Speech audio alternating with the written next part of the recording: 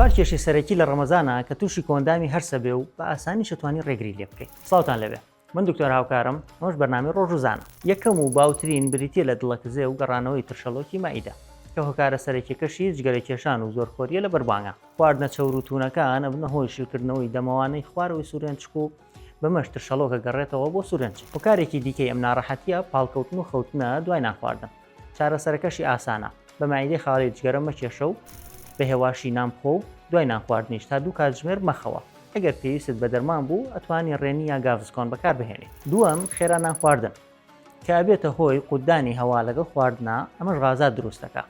هەروەها شکاندنی ڕۆژوو بە خواردنەوە گازیەکان و پاقلەمەنیەکان غازات دروستەکەن. بۆ دووربوون لە غازات بە جوانی خواردنەکەت بجووە ئینجا قوتی بدە. دوور بکەوەرەوە لە خواردنەوە گازیەکان لە حاڵەتی پێویستیشە ئەتوانی دەرمان بەکار بهێنێت. سێم قەبزیی کە تاکە کێشەی کۆندامی هەرسا کاکرێ پەیوەندی بە ڕۆژووە هەبێت. وشکبوونەوە و کەم خواردنەوەی ئاو قەبزی دروست دەکات. بۆی لە بەربانگ تا پاشێو هەوڵ بدە 8 تا 10 پەرداخ ئاو بخۆیتەوە. چوارەم تێکەڵکردنی چەندین جۆر خواردنی وەک پرۆتین و کاربۆهایدرات و شیرینی لە یەک کاتاکە گەدە ناتوانێت بە ئاسانی هەمووی هەرس بکە، تووشی بە تەرسی دەکات.